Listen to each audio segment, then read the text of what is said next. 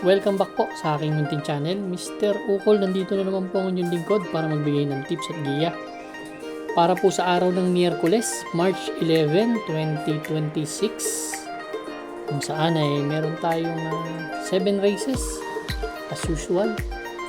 Then 5:30 pa rin ang start. Shoutout po Doc Nab Semilla, maraming salamat Doc.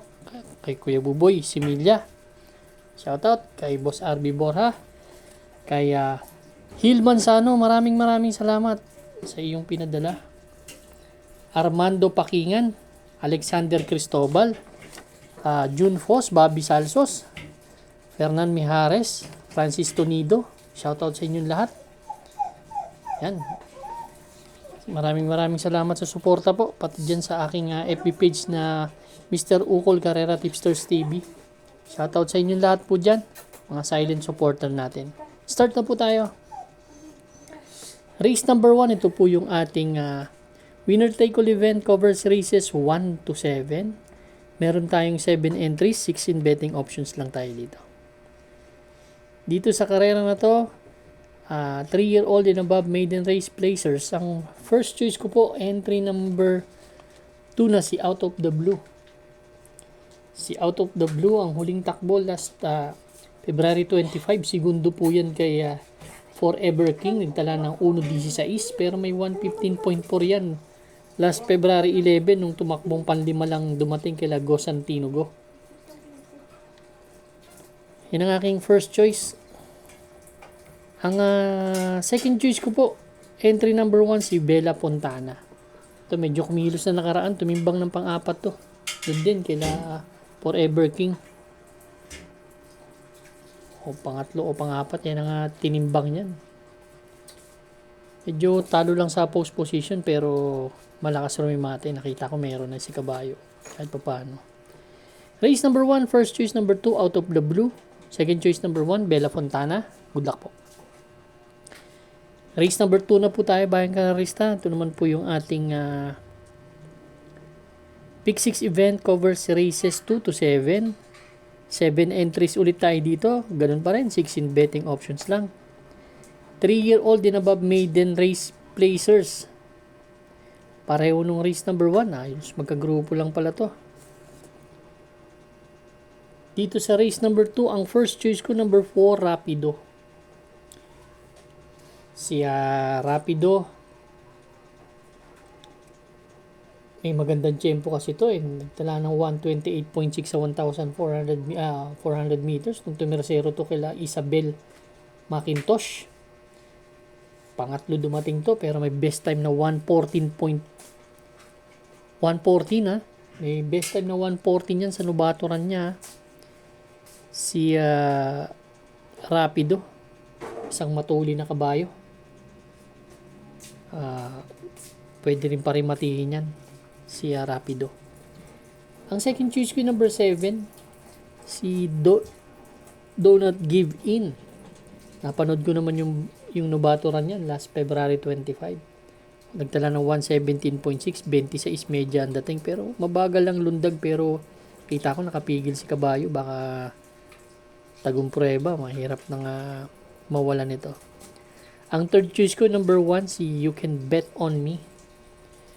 Last February 22, segundo to kay Gentle Dance. Nagtala ng 131. Dun sa kabila sa MMTCI, minus 2 mo, di may 129 din sa 1,400 meters yan. Pero tumakbo na rin dito yan. Nagtala ng 115.2. Tumakbo yan kay Go Santino Go.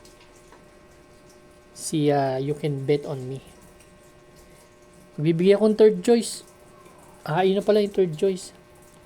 Race number 2, ang first choice number 4, Rapido. Second choice number 7, Do Not Give In. Third choice number 1, You Can Bet On Me. Good luck po. Race number 3 na po tayo, bayan karerista. Ito naman po yung ating Pick 5 event, covers races 3 to 7. 7 entries ulit tayo, 1,200 meters na distansya. 42 to 56 split yung grupo na to. First choice ko po, entry number 4, Be Kind.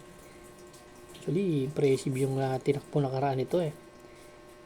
Galing sa panalo si B-Kind. Ganda ng panalo niyan. Last February 25, ang tinalo niyan sila Megan Maxine, sila Kat Bell. Nagtala ng 112.6. Change jockey from RD Raquel to JL Lazaro. Kasi pinili ni RD Raquel si C-Rice. Second choice ko na rin si C-Rice. Actually, yung lundag ni B-Kind doon, 23, 22, 20 sa isang dinating. So, talagang may tulin si B-Kind at pwedeng pa rin matiin. Second choice ko yung number 5, C-Rice. Ito naman. Malupit naman to pag nauna, no? Although marami matulin talaga dito si Elegant Lady. Pero kung mauna to, tingin ko malaki na ang chance manalo dahil matataas ang grupong nilalabanan nito.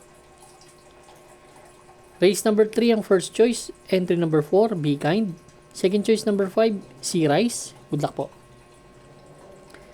Race number 4 na po tayo, bayang karista. Ito naman po yung ating pick 4 event. Covers races 4 to 7. 7 entries again.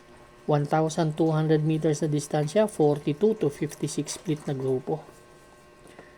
First choice ko po, entry number 3 na si Maybell. Si Maybell, huling takbo last February 25 kila Zoom, nagtala lamang ng 112.4, no? Si Rice. Si Maybell. Tingin ko naman, ang nakikita ko matulin dito yung number 5 si Doña Patsy. So halos parang dalawa lang silang nasa harapan talaga dito. Pwede niyang tutukan lang yan. Second choice ko yung tumalo kay Maybell noong nakaraan, pero matagal na, no? Si Captain Bob. Pero huling takbo ni Captain Bob last February 28 kila Circus Crowd Amazing. Nagtala na 127 sa 1,400 meters. Last November 12 naman, yun nga, tinalo niyan sila Giselle Stats Blackstar kasama si Maybell doon. Pang-apat lang dumating. Pero dikit-dikit po yan napanood yan. Kung mga kursunada kayo, dagdag lang tayo dito. Pero ako, first choice number 3, Maybell. Second choice number 2, Captain Bob. Good luck po. Race number 5 na po tayo, bayang karista. Last extra double and last daily double plus 1 natin. Dito naman, meron tayong 6 na kalahok. 1,200 meters na distansya. 42 to 56 ulit na grupo.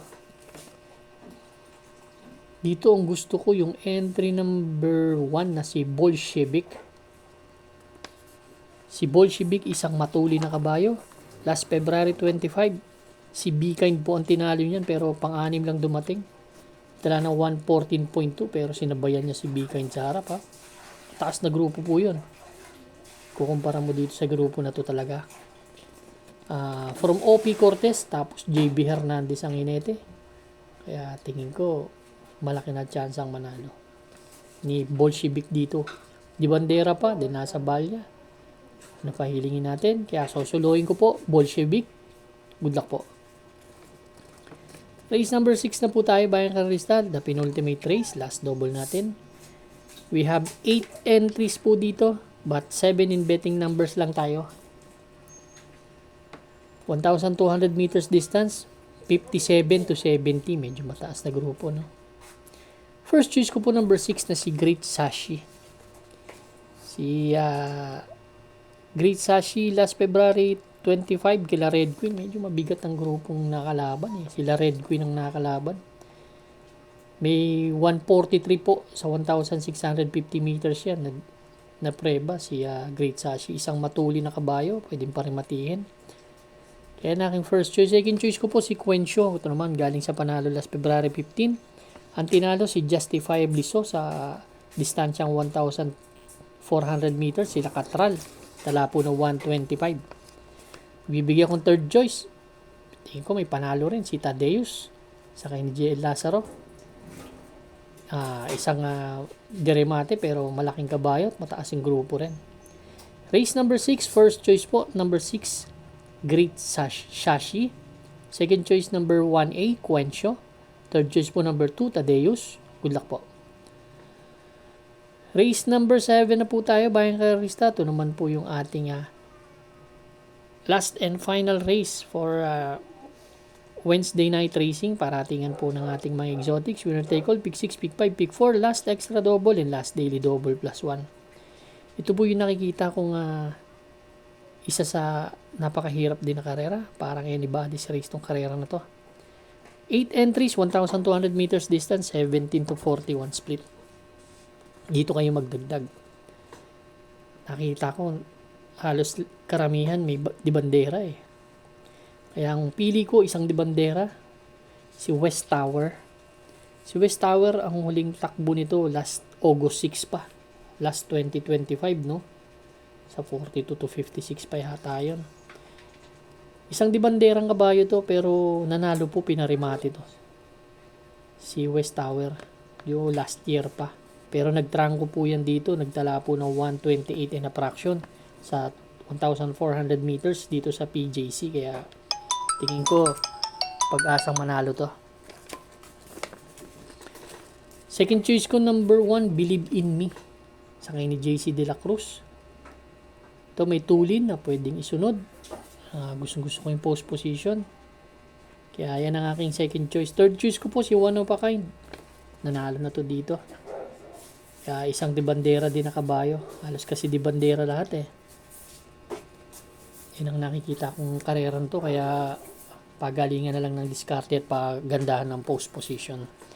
Race number 7 po. First choice number 2, West Tower. Second choice number 1, Believe in Me. Third choice po number 6, One of a Kind. Good luck po bayang karista. Maraming salamat po sa inyo walang sawang pagtangkilik sa aking munting channel. Good luck and stay safe.